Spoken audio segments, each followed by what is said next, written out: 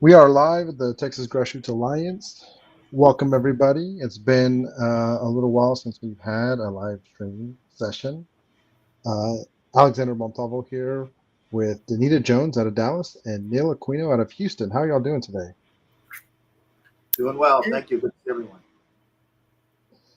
All right, there's been some changes to the platform we usually use, so getting adjusted to all this kind of stuff. But it's Thursday, October 17th, and I'm really excited about the conversation we're going to have today because this is in regards to the week-long trip that Denita Jones and myself took in South Texas in the Rio Grande Valley over the last week.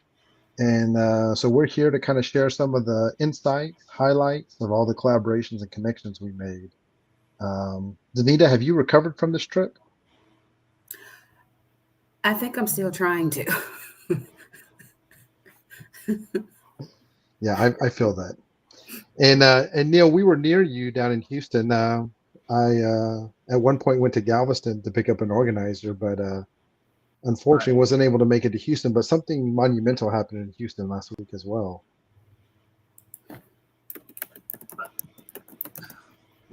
Tell me what it was.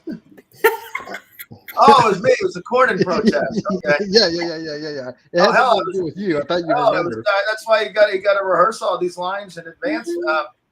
There was the 400th. Thank you. It was the 400th week of the John Cornyn Houston office protest, which was not this past Tuesday, but the week before, and we had a good crowd. Got a little bit of attention, good social media attention, good passersby. So the John Cornyn Houston office protest is every Tuesday, 11:30 to 1, 5300 Memorial Drive. And sure, it's about John Cornyn, but it's also for people to see others like themselves willing to show up for democracy as we face evidently more each day an authoritarian threat. So thanks for the chance to give the plug. Absolutely. The work continues. 400 weeks is a huge monumental achievement, and so we want to make sure we make time for all of those kind of things. Well, the key is, if anyone had known when they started that it would be 400 weeks, no one would have come. Right. Right. That's our. And we joke there's no exit strategy but the grave. We haven't figured out how to end the process. So we've got some folks starting to join us online. So excited that you're with us. Max Prado out of Laredo is on Instagram with us. So we're excited that Max is here. He's going to be one of the highlights that we're going to share along this trip. But Max, feel free to join the conversation if there's anything you'd like to add. But yeah, Facebook, YouTube, if you're on those platforms, send us a chat, send us a message, and we'd be happy to interact with you guys as we're having this conversation. And just to hit a theme we often hit, we used to be on Twitter with these live streams, and you can't anymore. So just one of our consistent themes is that these social media sources, platforms are not reliable as we organize. Yeah, they're not reliable. I mean, I guess technically we could be on Twitter still if we wanted to pay Elon Musk his premium subscription fee. $1,000 though? No. I think the monthly subscription of $7, $8, $10. I don't know what it is now. Right. We've had conversations whether we could ethically do it. Plus, if you have the blue check mark, no one trusts you. Yeah. So for right now, we're gonna post afterwards to Twitter. We'll upload to Twitter. But want to give a shout out to Max. He says hello, thank you, will do if needed. So glad that Max is on Instagram, and I know we're sharing it around Facebook and other spots for people to join in. But yeah, Neil, you did not get to join us on this trip, so we thought this would be a good conversation for you to kind of ask us how it went, and we could dive into the insights and things that we were able to experience and learn from. Great. Well, I appreciate being included, and I'll ask some clarifying questions as we go along. I appreciate it. All right, so the first part of the trip that we took us to Corpus Christi.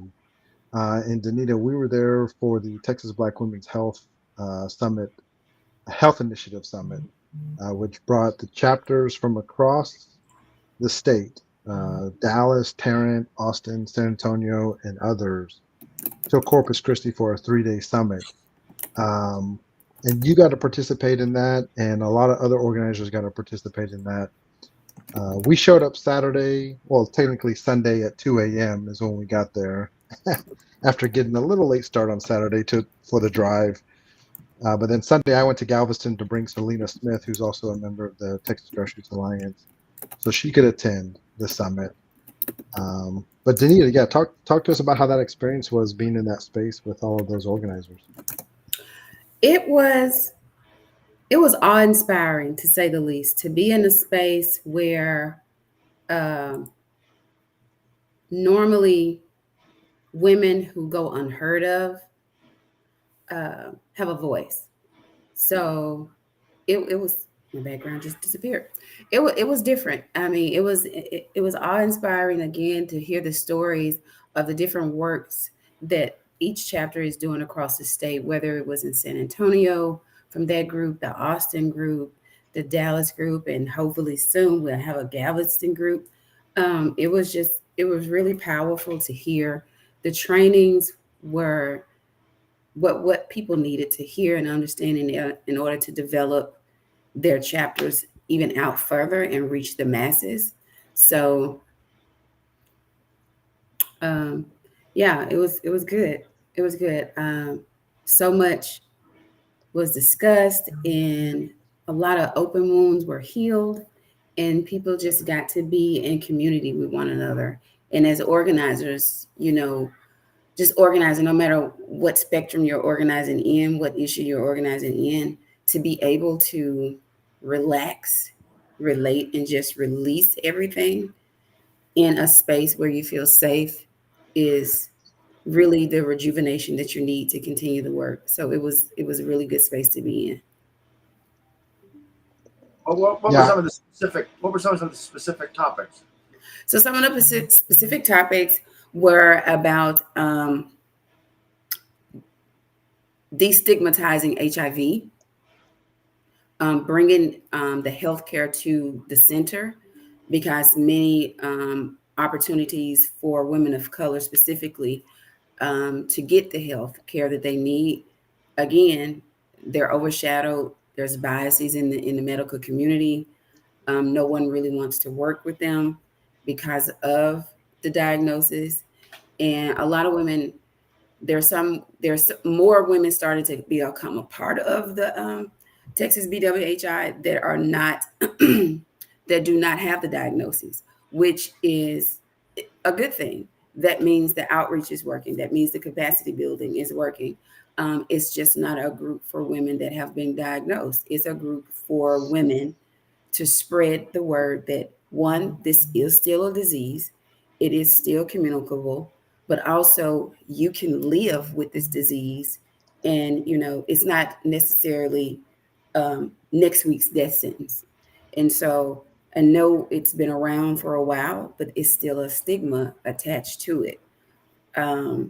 People can live productive lives. And so it's just great to hear from people with lived experiences and how they're flourishing, and even how some of them are like, the diagnosis was the best thing for me because I had to recenter me. I had to prioritize me, and I had to educate others, because the stigma associated with having HIV is that you're a prostitute, you're very promiscuous. Many of the women, contracted it from their partners, whom they were in committed relationships with. This wasn't a fly-by-night, one-night stand. Some of them contracted it from sexual assault. So just putting that into perspective helps destigmatize who is and how do you contract HIV. So I think that's important.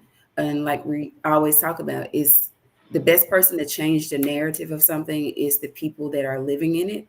And so you have to change the narrator. So being outspoken individuals that they are, to tell their story and educate others, it's always important. Great, thank you. Yeah, I think that's such an excellent. And then, I did not interact with the summit or attend the summit. You know, I was taking care of a few other things over there, but in the evening, I got to have dinner and connect with the organizers.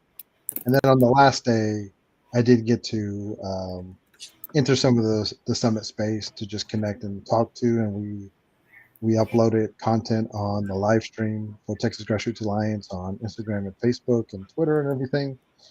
And so I think that point about changing the narrator is so important, because often we have, you know, academics or intellectuals or elected officials or, you know, well, quote unquote, what we identify as community leaders talking on behalf of an issue that community is struggling with, that community members are dealing with. And really, we need to continue to do the opposite. We need to hear directly from impacted community members, so that they can share their insights and their perspectives, and they can also share the struggles of what it means to navigate the systems that are supposed to help them or supposed to support them, but has its gaps or has its shortcomings or has its flaws, so that we can actually try to solve those things. Too often, you know, the head of the Department of Health or the elected official wants to tell you that everything is going well and they're doing everything they can and look at all these improvements or all these things that have happened. But when you talk to community members on the ground and when you talk to organizers that are either personally dealing with these issues or helping others navigate through it, that's where you get the real insights of what issues need to be resolved, because they are truly trying to navigate those systems, and are impacted by what is happening there.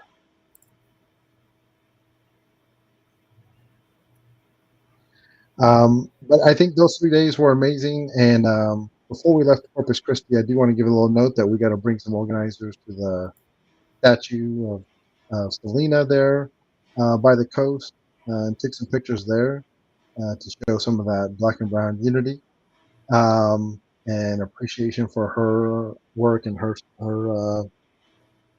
just who she is, a part of Texas history, and the impact her music still makes to this day. But after that, we headed down to Laredo, um, and I think in Laredo we got to spend a day in Laredo. We had Mhm. dinner with some organizers, had lunch the next day, and then also talked to some folks virtually. Um, but I think what we got from that community and the perspective that we got from those insights was, um, how much people are fighting against what they see a truly corrupt system down in Laredo, uh, and not only Laredo but Webb County as a whole. If you can share what were some of the specifics of that? Well, some of the specifics were, and I think we all feel that in our own respective areas, is how the party comes in with their chosen candidate to do work, right? The Democratic Party in this case. Yeah, to do work, and not even consulting with those that are on the ground, asking those types of, the questions that need to be asked. What's important to you? Who here in your community do you think would be the best fit? But just coming in already with a confirmed person that's gonna, toe the company line, so to speak. And then when they don't get the outcome in the election that they want, they uproot, they leave, take their resources with them, and leave grassroots organizers there to clean up the mess that they created. That's like municipal city government, the operation of Laredo itself. Whether you were working with activists involved with that. Yeah, so we talked to Juan Livas, who's been connected to a lot of the leaders that are being developed in Laredo, and is a part of a number of organizations. And we got connected with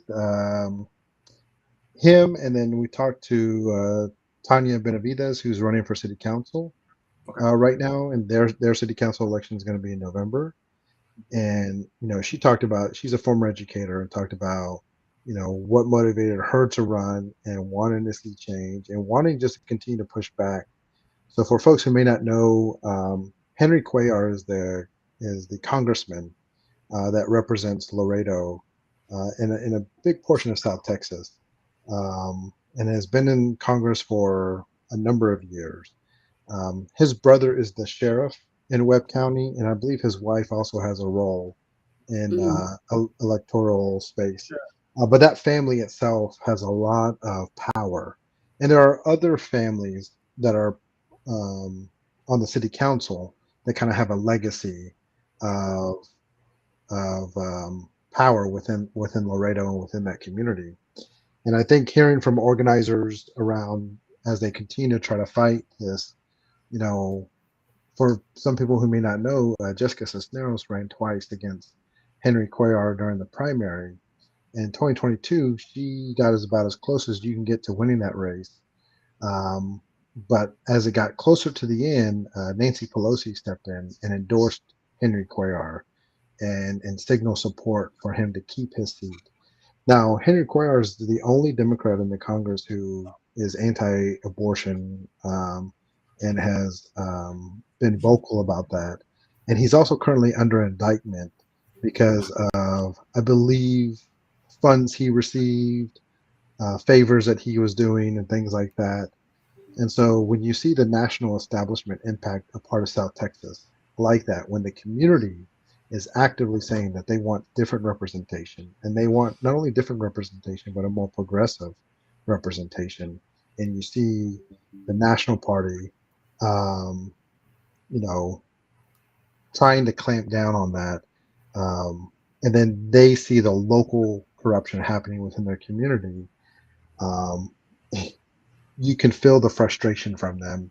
And I know for me, a past visit last year when I talked to an organizer, she said that in some ways elections, they were worn out by the lack of results in elections. And so all they could do was be there for each other, to do other community building efforts, to do other community based work, to lean into doing work in the arts or work in other spaces to keep them going, because the election cycles were just wearing on them so much. And so it was exciting to be able to meet Tanya, who is running for city council, and that fight is still happening, and organizers are still trying to push back in electoral spaces. Um, but what they need is support. They need infrastructure. They need to be able to build what they need to build as a community to be able to fight this corruption. And it's unfortunate when we see statewide and national organizations go into Laredo, spend a cycle or spend a couple of years, but inevitably get to the point to where they leave because their funding, their donors or philanthropy is no longer willing to continue to compensate that work, and they need to find another shiny object to get money from. Right. If you've watched the video feed, I've moved around a bit. Excuse me. I keep looking for my Texas almanac because I just one of my themes is to look up the population. These are not small places. A consistent theme I have is when we talk about these Texas matters that Laredo, Corpus Christi, in many states, these would be the largest states, areas, counties, cities in the state, or the second or third. And so I apologize, I don't have my reference source at hand, but these are not small places. Because of the distance of Texas and the population, we lose perspective on how many lives these are impacted in these communities. And municipal government is so often such a low turnout affair, and the nonpartisan nature, technically, of it makes it really murky. You can't tell who's who. Low turnout, and it's a rough road. And it's a rough road in Houston, and I can just imagine in Laredo. Yeah, and just to confirm for you, Neil. Oh, sorry, Denita. Just really quick. That's 256,000 is the population in Laredo. Yeah. So when you talk about that size, Right. That's getting close to the size of New Orleans. I think New Orleans is a little over 300,000 people. And we think of that city from a national perspective of like, oh, New Orleans is a location, right? It has a lot of people. and Laredo is right there behind it. And If so you want an that's eye-opening thing, amazing. just go to your go and look up the 100 largest cities in the country, and you'll be shocked. How many are in Texas, Arizona, California, places maybe you've never even heard of, and cities that you've heard of all your life, not even on the list or down at the bottom. But I think it's important for people to understand the scope of it. Yeah, and what Alex, what you're saying is that with the comparison to New Orleans, it just lets you know this is again another reason why we have to, as organizers, we have to start debunking this Texas narrative, because the way the media spins Texas, the border, they're tiny. They're just a drop in the bucket. There's not that many people there, so there's no need to go there and rally the troops, so to speak. And that's just so not the case. But there are many people in the Metroplex that don't go to the border. They don't know the size of these towns. They don't know the issues that are there, which I think was impactful. What made this trip so impactful, because you get to see what it is they're working with. You get to see the lay of the land. It really helps to understand that they're organizing in spaces similar to the same size that we're organizing in the Metroplex, but no one gets to highlight that because you don't hear about it. And again, that's because of how the narrative is being spun around Texas. Yeah, I'm excited for us to dive deep into that narrative conversation. Um, So what are some next here, steps, here, Lorraine? here towards the end. But the other highlight that we want to give you for Laredo is if you're on Instagram, we want you to definitely look up and find an organization called Nopal. Their handle is LTXNOPAL. Nopal Laredo is a group of organizers that are in their early 20s. And Max is one of the ones who's been on our live stream, and um, others of that team are doing really important work that a lot of organizers who have been in this work for decades still don't see the need for. And that's the need to build infrastructure. That, yes, we have all these fights. Yes, we have all these organizations. We have all these causes, but not all of them have the resources or the talent to accomplish the work that they want to accomplish. And so, what Nopal is trying to do is to be kind of a support system to help support these organizations and organizers in different ways, to create events, to collaborate around events that brings people together, to build relationships, to build trust. And the two of you know that, and our audience knows, like that's exactly what the Texas Grassroots Alliance is trying to do. Texas Grassroots Alliance is trying to help connect organizers. I'm in Fort Worth, Denise in Dallas, you're in Houston, Neil. We all need to be connected to build these relationships for the work that we need to do in this big ass state that we live in. And to see that being cultivated and built by young local organizers when they are entering this space and they're wanting to see change and they're making an assessment and saying, what's really needed is there's a lot of great efforts, but we need to connect, we need to collaborate, we need to help support what's going on. That's exciting to see that young organizers are entering in this space and filling a gap that is very much needed.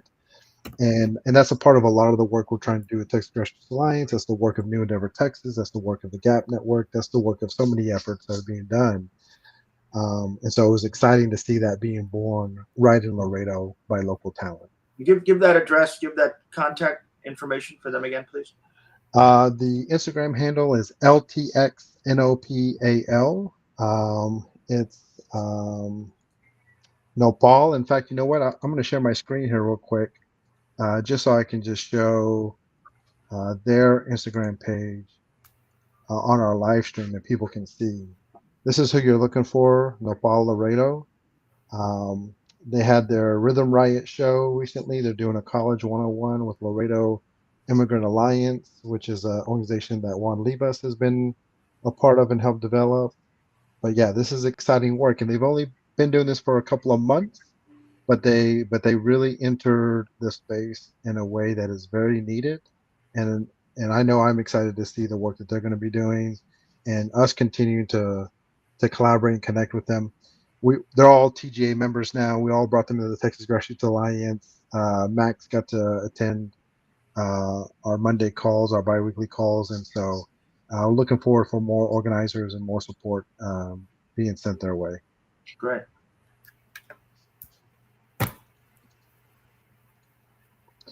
All right, so that was Laredo.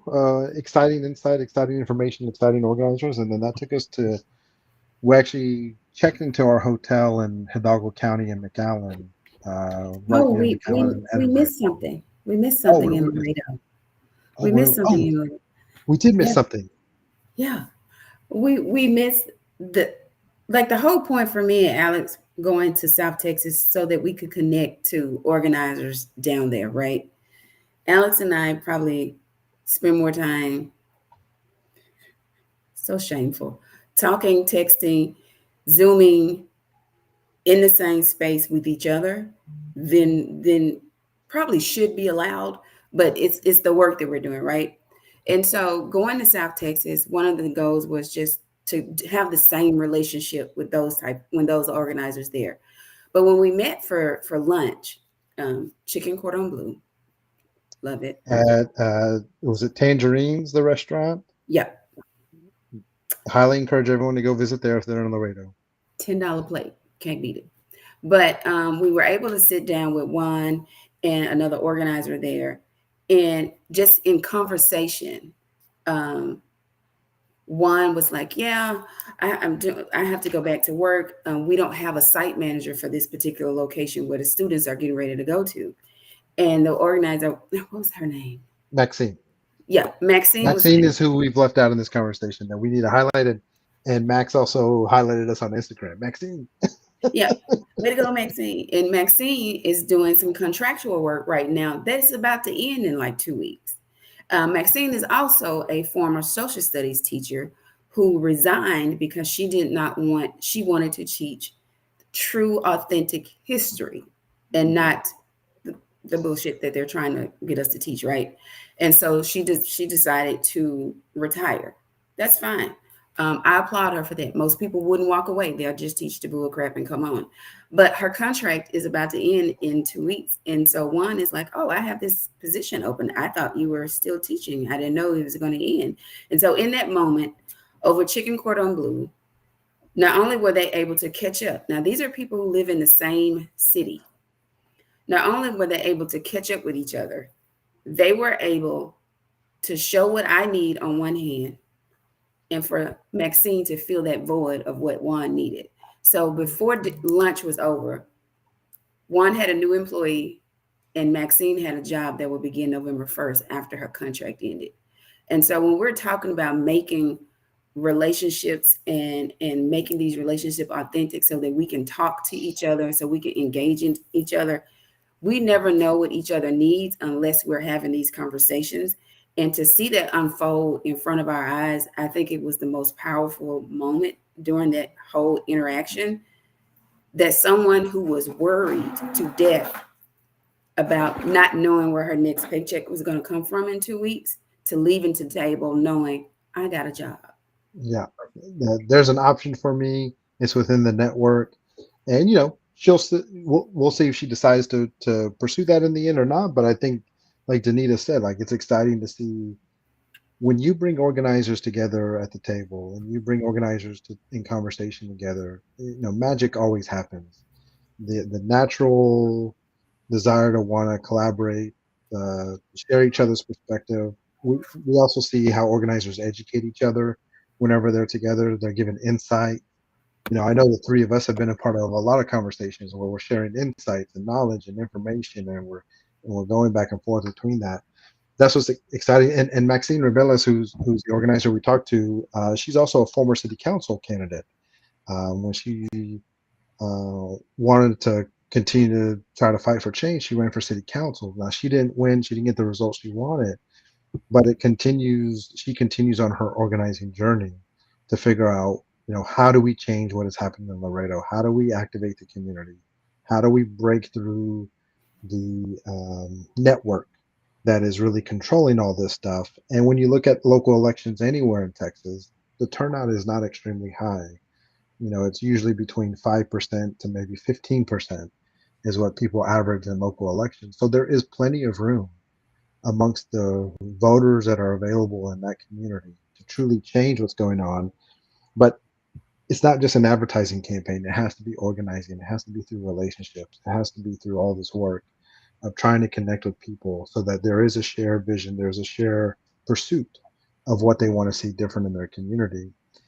And I think Maxine is somebody who's very much on that journey, and yeah, it's just exciting to be able to see, to learn about her work, to learn about her experiences, and to be able to get connected with her through these efforts. Great. Sounds like a win. And so the next stop was on to McAllen.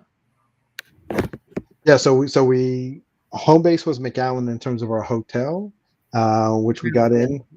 Yeah. We got to check into the hotel. Unfortunately, the hotel we were staying at did not have any hot water, so they assigned us to another hotel down the street. But while we were there, that's when we jumped on the virtual call with the Nopal team. And then once we got checked into our second hotel, we went down for the night, got up, and we drove out to Brownsville that next morning. And Brownsville was the space we spent the morning and early afternoon on that day. And we had a couple of great meetings and conversations within Brownsville. The first one was visiting Brownsville ISD advocates and organizers. So we got to meet with Patrick, who's the lead organizer for the local Texas AFT chapter. It's called BEST is their chapter. And we got to sit down with Patrick to get his perspective on what are the struggles and fights within Brownsville ISD that are happening. One point of curiosity for me personally was here in Fort Worth. The mayor of Fort Worth, Matty Parker, had recently made a lot of noise by publicly commenting at a school board meeting to criticize Fort Worth ISD before Superintendent Angelica Ramsey resigned. But it was Mayor Parker and a lot of the establishment, a sprinkle of grassroots folks who had signed this letter criticizing the district. But in her statement and her follow-up interviews in the media, she compared Fort Worth ISD to Dallas ISD, Houston ISD, and Brownsville ISD. And for a lot of us, Dallas ISD we can see because they're our neighbor. They're the largest district next to us. And Dallas ISD has made some improvements in a number of areas. Houston ISD is the largest district in the largest district in the state, sorry. And Neil, you know all too closely what Houston ISD and the state takeover. I had done a fair amount of, before we all met, I had done a fair amount of activism about it, Houston ISD and the board. I take some pride in it because it now is, the issue's been taken over by the unions and the politicians, and that's fine. But there was a whole level of activism first, but the upshot is that the undemocratic takeover occurred. Many of the same legislators who voted the enabling legislation, the spur being Harris County, Houston Representative Democrat Harold Dutton, was the sponsor of it, are now complaining about it. But there's a bond. The Houston Chronicle came out against the bond. It was a hell of a thing. The Houston Chronicle came out against the bond. The Democratic Party, Republican Party, Democratic Socialists, and Libertarians are all against the bond. Of course, the Republicans just don't want to pay. They just want to eliminate property taxes. So I don't want to give them. They don't want to pay for nothing. But a lot of the activism does remain parent-centered and rank-and-file activist-centered, even though the money is coming in from the unions and the politicians. But the upshot of the Chronicle's objection was, we can't be giving them this giant ass bond for an unelected board. And to Mike Miles, the state Greg Abbott, in essence, appointed superintendent, who acts in an arbitrary manner. Yeah, and so Mayor Parker referenced Dallas ISD, Houston ISD, and then Brownsville ISD. And for Brownsville ISD, it's really a question of why. I mean, yes, they have a majority Latino student population, so does Fort Worth ISD.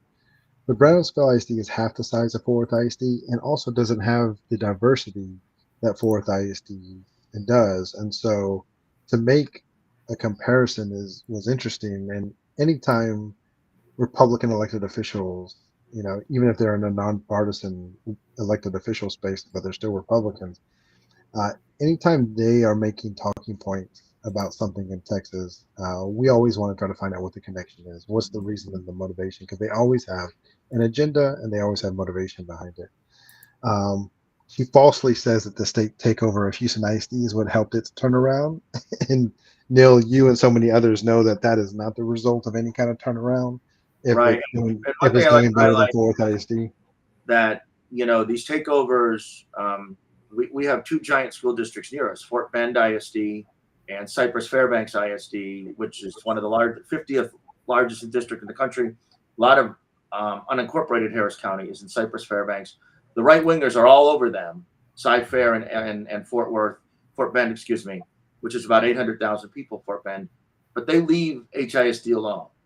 It's just interesting to me. The biggest district, but the crazy right wingers and the library bans and all that, they leave it alone.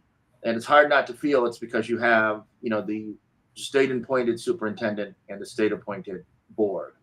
Right. They feel like it's already covered. Yeah, you get it. You could extrapolate that. Yeah. Yeah. But yeah, talking to Patrick was very insightful. A lot of people like the superintendent that's there.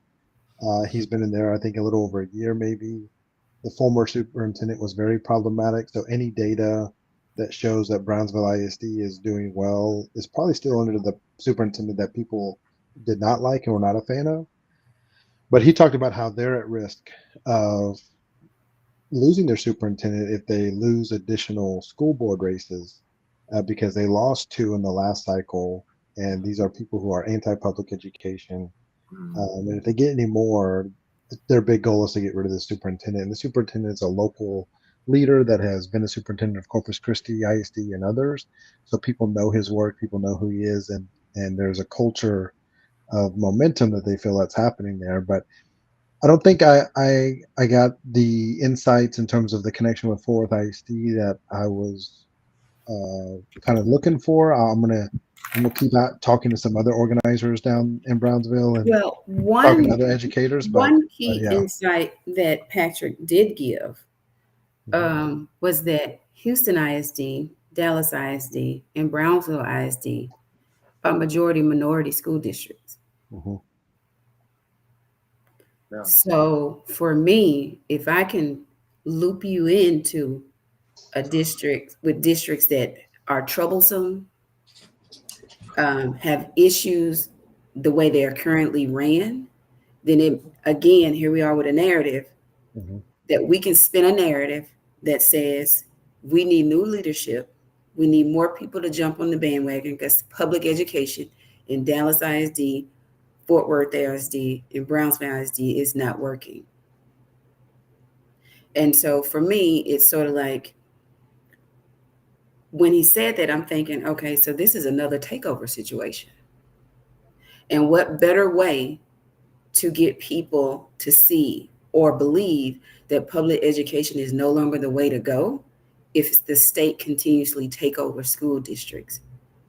Right. Yeah. Right. And we'll try to keep it local, but when you see, you'll give me 30 seconds. I'll try to keep it local, but I just was watching JD Vance praise Viktor Orban for taking over universities in Hungary. So it's part of a fascist indoctrination of education, K through 12 and higher ed. Yeah, it's definitely authoritarianism, fascism. We're seeing don't let public schools be independent. They want a larger government institution to control them, so that they can continue their propaganda and what they're wanting to do. And so, but yeah, Patrick, we're looking forward to more conversations with him and the work that they're doing on the ground and the different policy fights that they're having around local education. And then, they're very much involved in the larger fights when it comes to the state legislature and other things. And so, everyone's eyes are on 2025 when it comes to, whether vouchers are going to get passed by the state legislature. So just being connected to local organizers down in South Texas who are working that fight, it's just an opportunity for us to strengthen what we can do together when it comes to the state legislature. The next conversation we had in Brownsville, we went to Seventh Park. It's a coffee shop that we highly encourage folks to support. If you're in Brownsville, go to Seventh Park. We met It is with the most unique coffee shop ever because it is half coffee shop and half bike repair shop. That is the coolest thing I've ever seen. yeah. So depending on where you're sitting on the side of the bike, so you're sitting on the side of the the coffee bar. But yeah, it's a great spot that a lot of people connect, because while we were there, we were talking with Vicente with Boat Riders, and Vote Riders is doing a lot of great work on trying to help equip people and make sure they have the IDs and they have the proper information to be able to cast their ballot this election. But they're also helping with transportation, and they're partnering with different efforts to try to make sure people have transportation and have that insight and the information that they need. And so Vicente's doing great work on that. He's been there in that role for about a year now. So we were getting his insight. He does work across the state of Texas for Boat Riders, but we really want to just continue to see how we can collaborate as Vicente's grown in this role and doing all the work that he's doing, and is still connected to what's happening locally. But the surprise of being at Seventh Park at that time, on that day, talking to Vicente, I'll let Denita share what happened. So we're sitting there. I have to get up and go make a call. But before I can get up, this guy is like, "Oh my God, are you all with the Poor People's Campaign?" And it didn't click on me that I had a shirt on. And so I'm looking around like, who? I know that Sunset anywhere. And it was sort of like, yeah, can I join you? And so he sat down and he messaged, he's like, do you mind if I message some people and let them know that you all are here and that I'm sitting down with you? I was like, sure. And so he messages some people and they come up. And so in the midst of having conversations with Vicente, and he's just sitting there absorbing it all.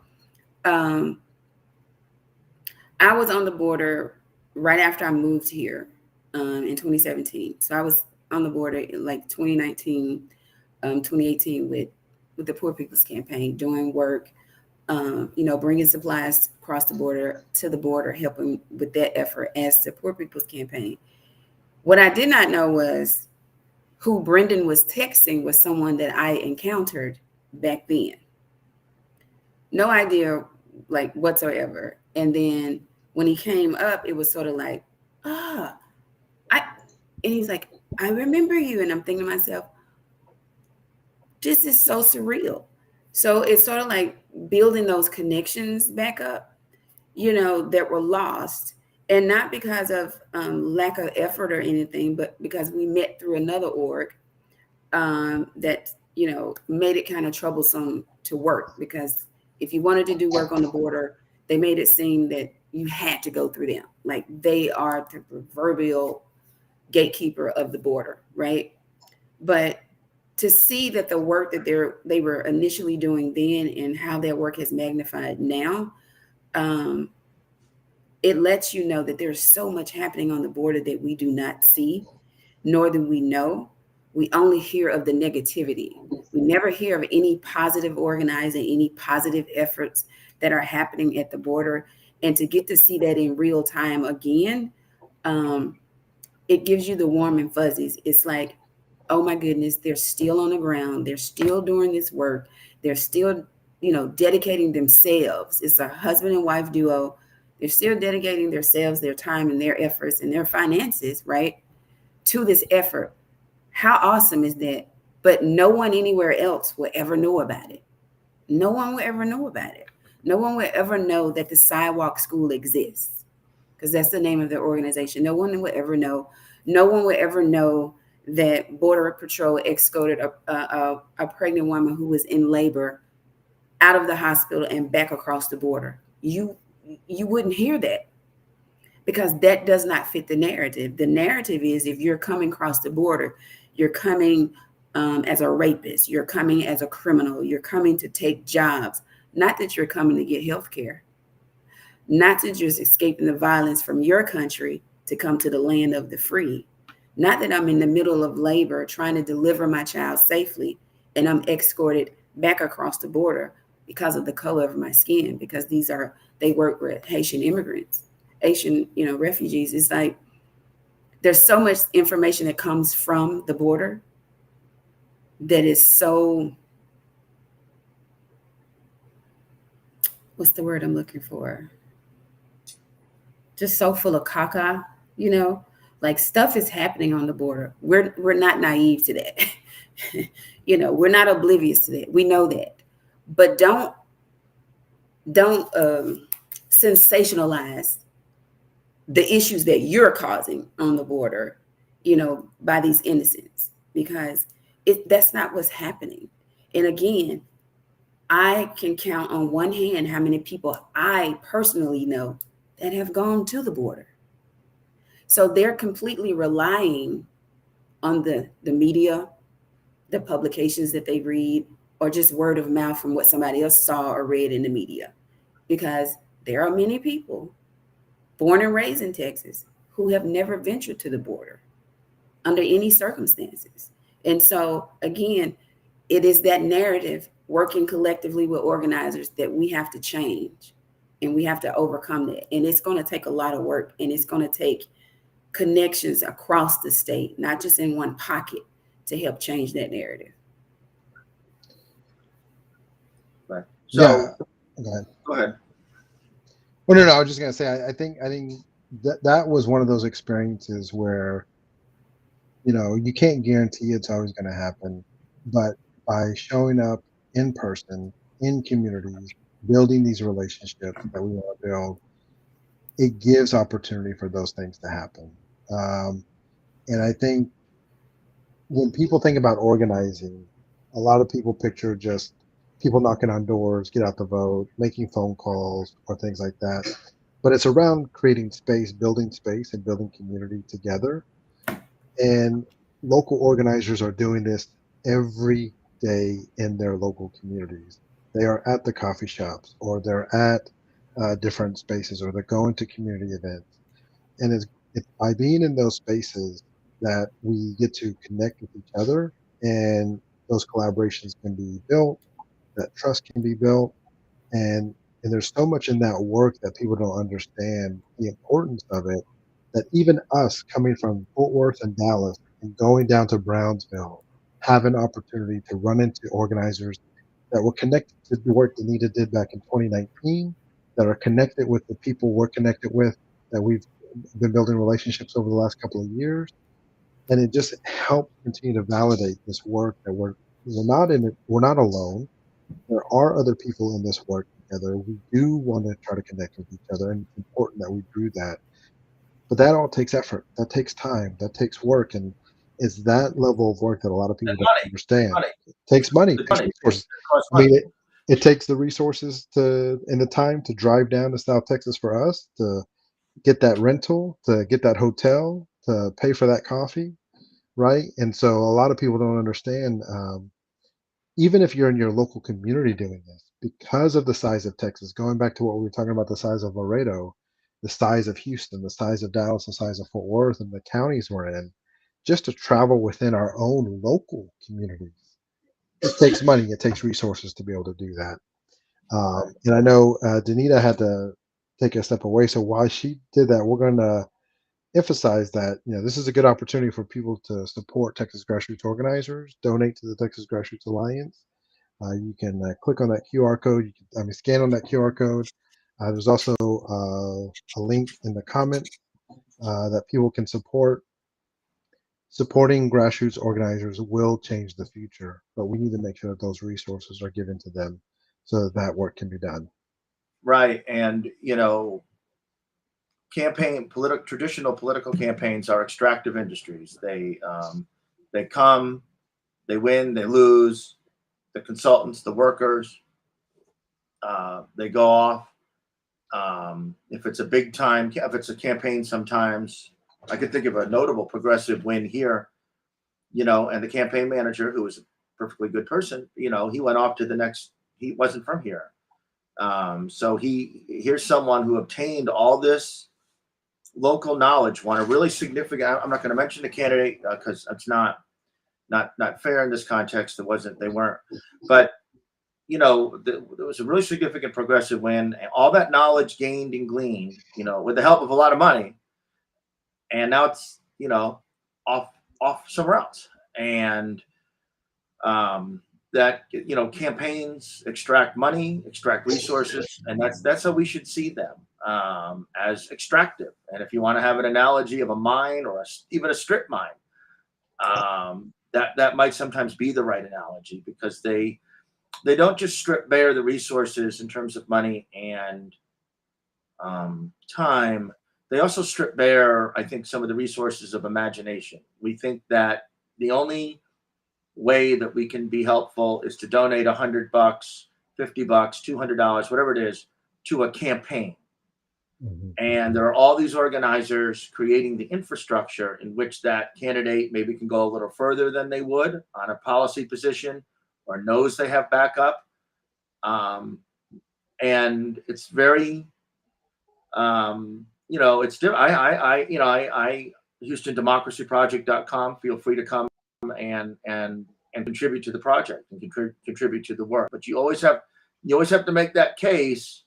What are you doing in comparison to the candidate? And frankly, frequently the organizer is doing more, better connected to the community, taking more physical risk, financial risk than the candidate, and offering something distinct from the candidate. Because so many of our candidates are like an astronaut. Like one gets the measles before the mission, and they get another one.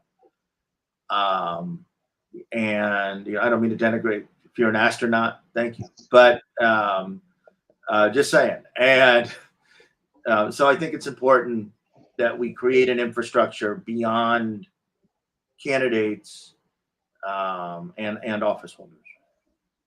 Yeah, it's an entire ecosystem and infrastructure we got to build, like you're saying.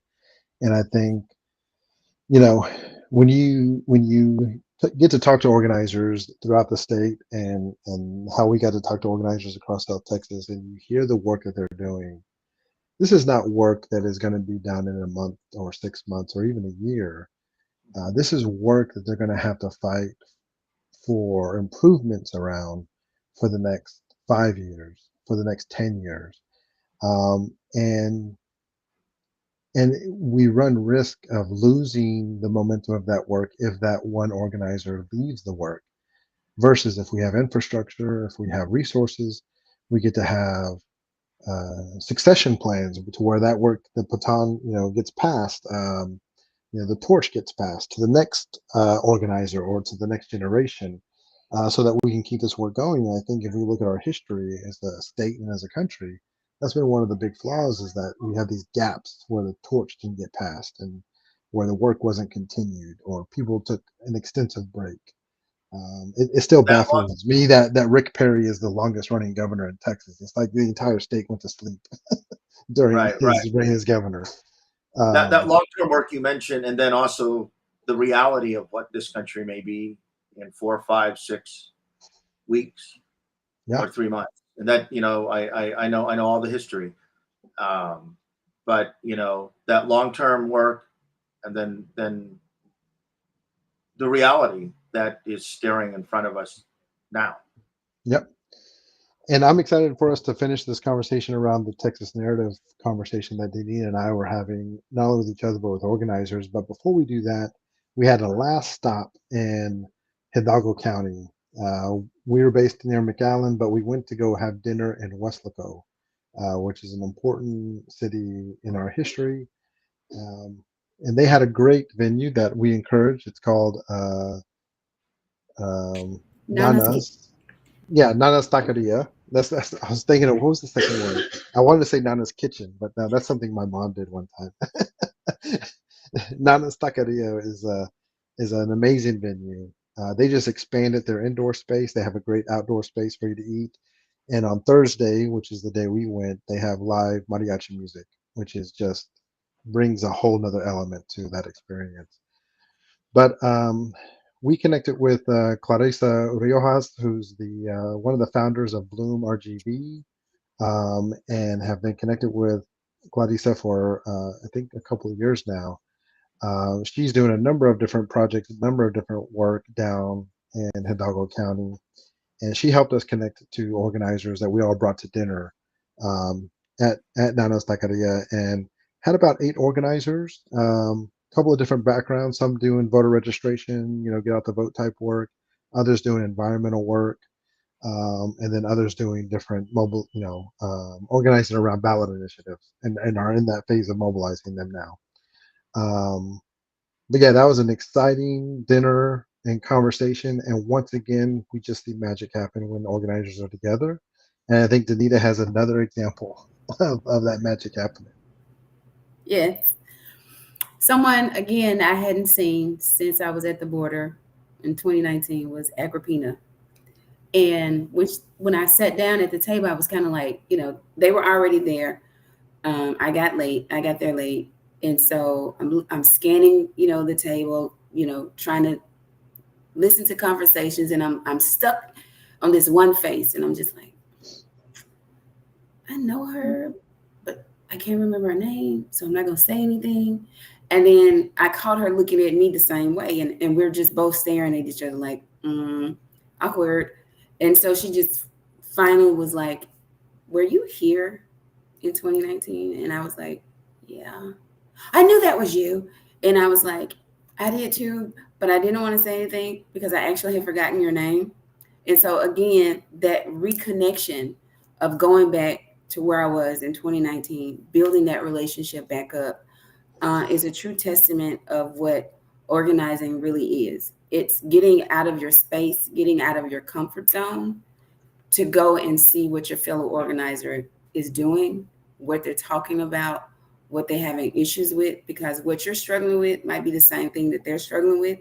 And what we come to understand, the same thing that we're struggling with here in the Metroplex, resources, they're struggling with on the border, resources. Yeah, and I think hearing each of their experiences, you can very clearly see that organizers are in the work they're in, whether it's the issue or the part of the, getting out the vote or whatever they're doing. But because they're local, there's so many more things that they are connected to and care about, but just don't have the capacity to engage in, or are maybe stretching themselves thin. And I think there was an organizer that was connected with a statewide organization, and we offered folks to do a live stream. Some had to leave early before we were at that point, but one of them kind of were reluctant to be on the live stream because uh, they weren't too sure. They had just been in their position for a few months, and they weren't too sure if they could participate in that. And I think that's one of the Sure. frustrating things that we see over and over, is that when statewide orgs and national orgs We sure hire do. people in local communities, they have this great opportunity of being employed, of having a wage, of having a job, but then they feel constricted, or they're not too sure. They don't know what permission they should have or what leniency they have when it comes to talking about issues in their local community. And that should not be happening. Resources coming from a statewide org or a national org should help embolden what's happening locally. It should not constrict what's happening locally. And I think Right. that's something that we see is just a continued issue within this ecosystem in this industry that we got to continue to try to work to improve. So I know Denita stepped away for a moment, but why don't you kick off the narrative conversation that you Yeah, had? Denita include me and connected me with is also with. yeah. So I know we've been going a little long with this live stream. So to wrap it up, it's something that especially I think started. Danita started, she shared her frustration around this narrative that Texas is not a battleground state. And for folks who may not know, when they talk about Texas is not a battleground state, it means, is it a battleground for one political party to defeat another political party?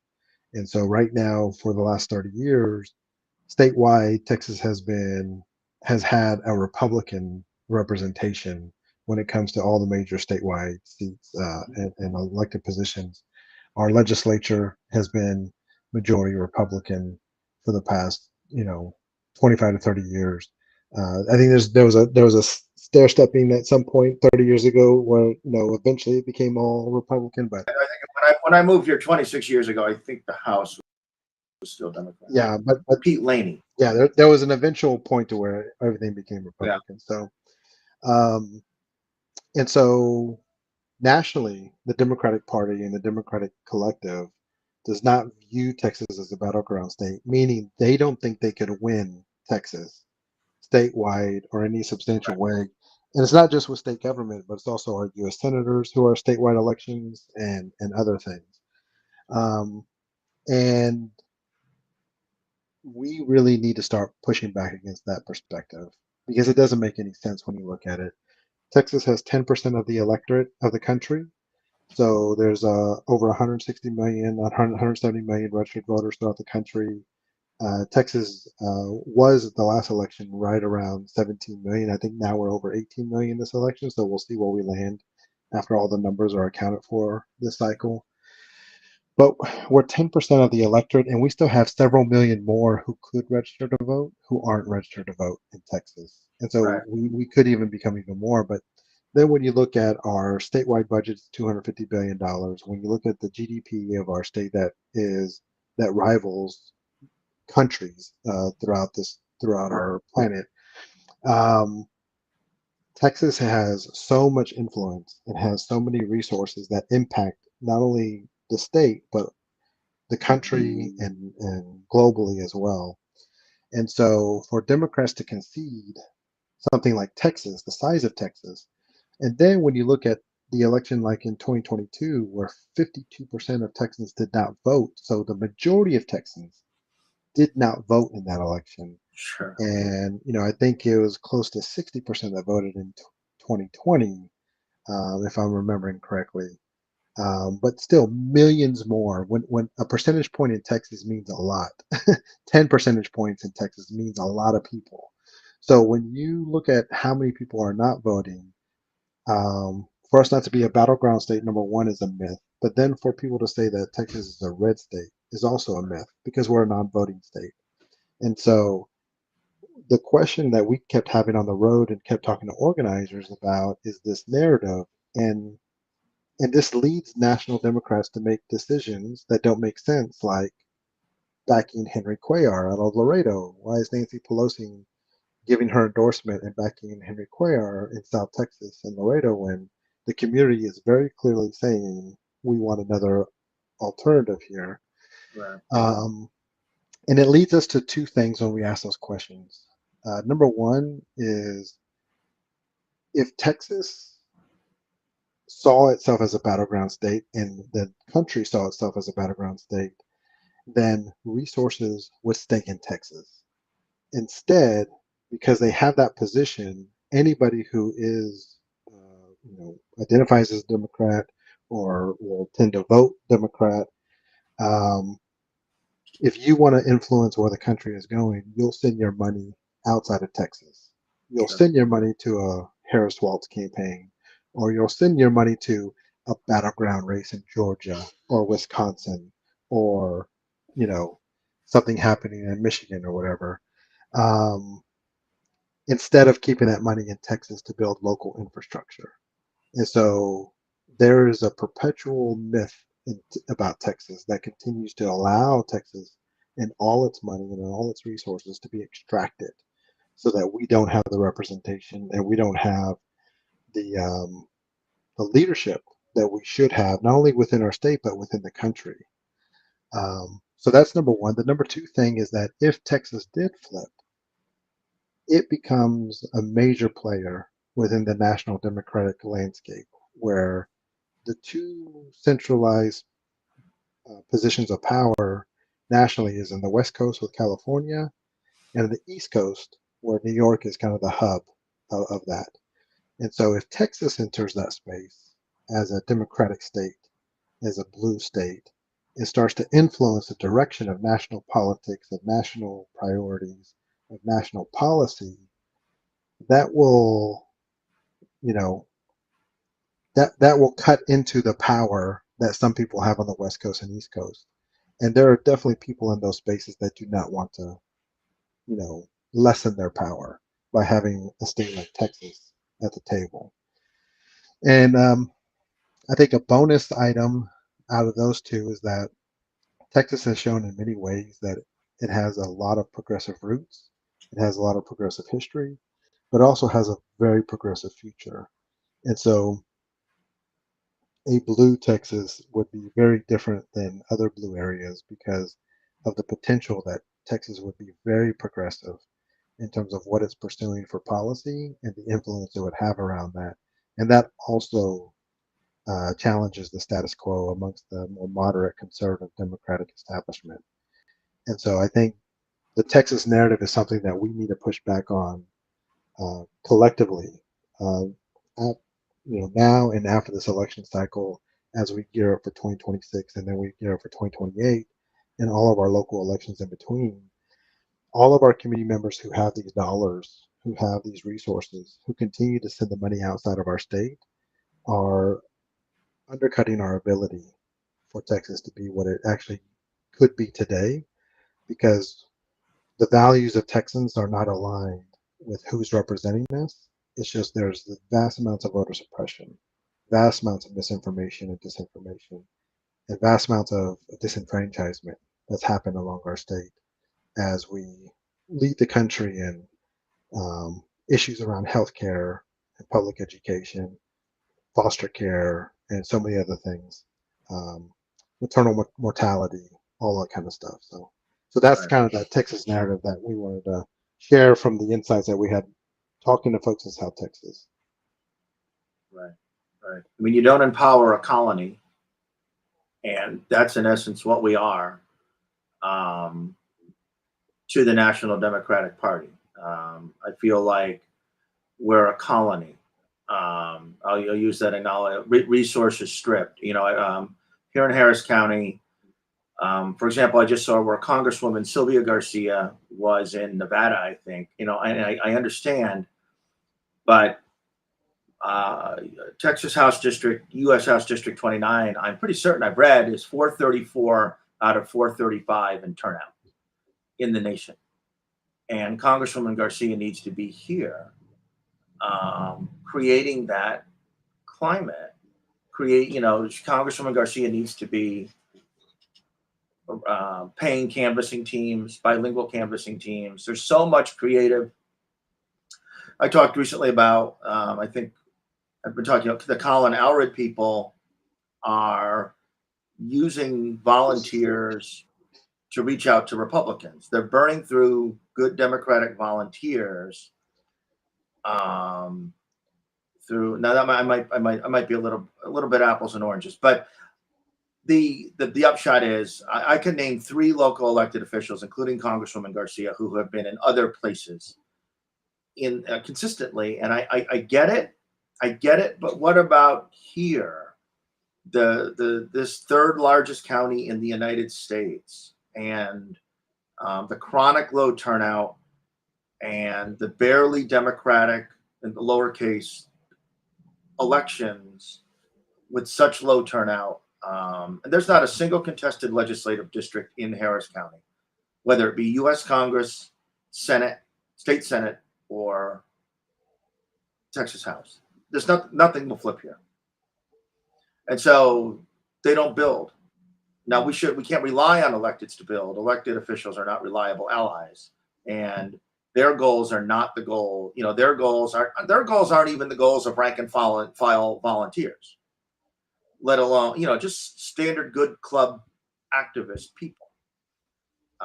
So anyway, it makes you wonder. There's almost an incentive to make sure that we remain an ATM, that our elected officials can go around. Oh, great to see, go to Arizona.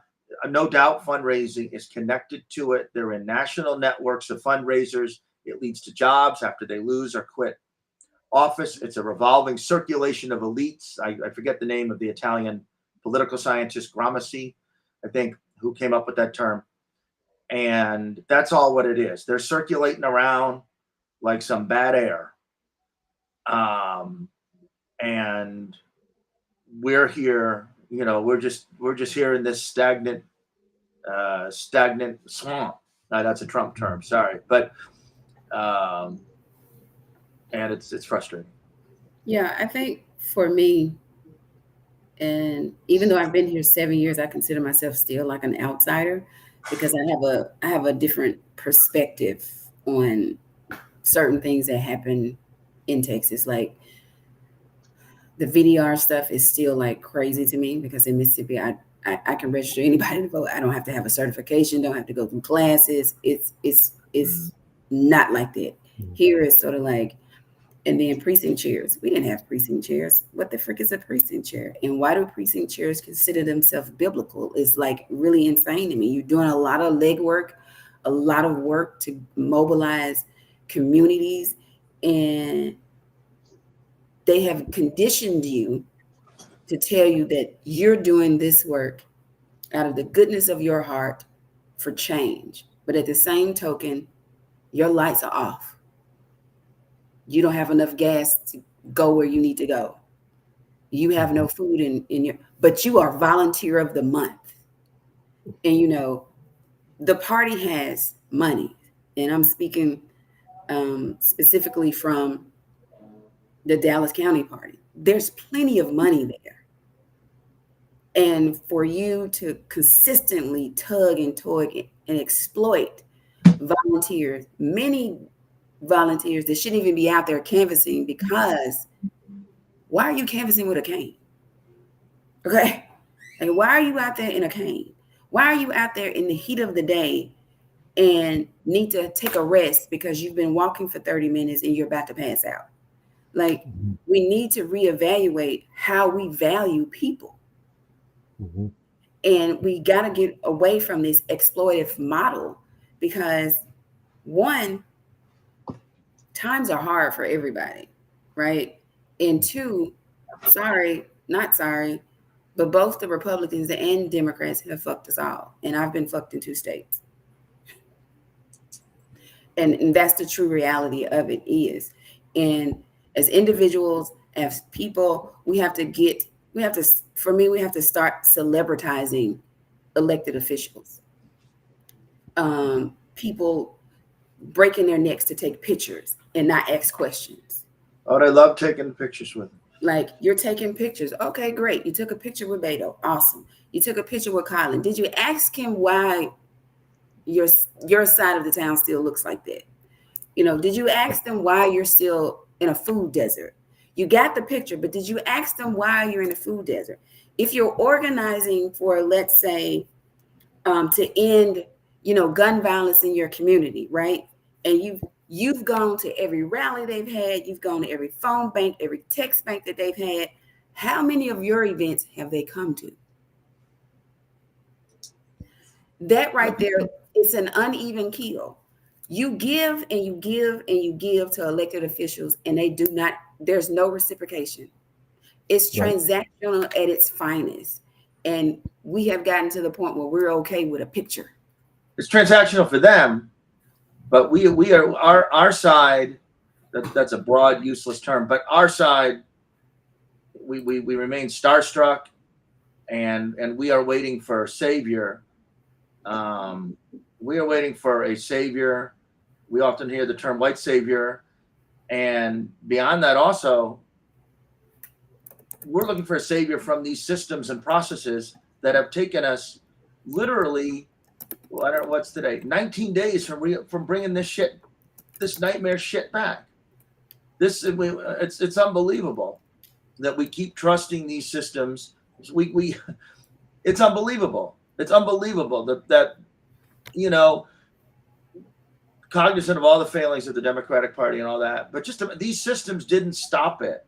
After an insurrection, after all of it, and these systems didn't stop it. And here we are hanging on by our fingernails against a nightmare. And what our side can do is change at least our culture of fawning over these people and being afraid of them or waiting for them to save us because we are so process oriented and frankly just so elitist. Yeah, I and that think, was definitely a theme. Oh, go ahead, yeah, Amy. I think what really has to happen is that we have to take back our power. We've given so much of our power to elected officials that we don't know how to function without conceding to their demands. And we have forgotten that we hold all the cards. We are the reason why you're in Austin. We're the reason why you're in DC. We have forgotten that. Right. It's with the celebrity elected official, and it's also with the celebrity billionaire, right? We're doing that in the corporate and in the capitalist space as well with the economy.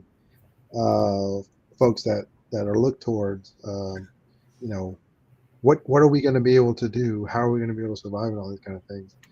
And I think that was definitely a theme. I'm glad you brought that up, Neil, and both you and Denita. That was a theme that we heard from organizers, that we don't need a savior. We are the leaders. We know what we need as community, but we need the resources to be able to do the work that's needed. And anyone who's an elected official needs to see themselves as a servant to the community. They're a public servant for the community.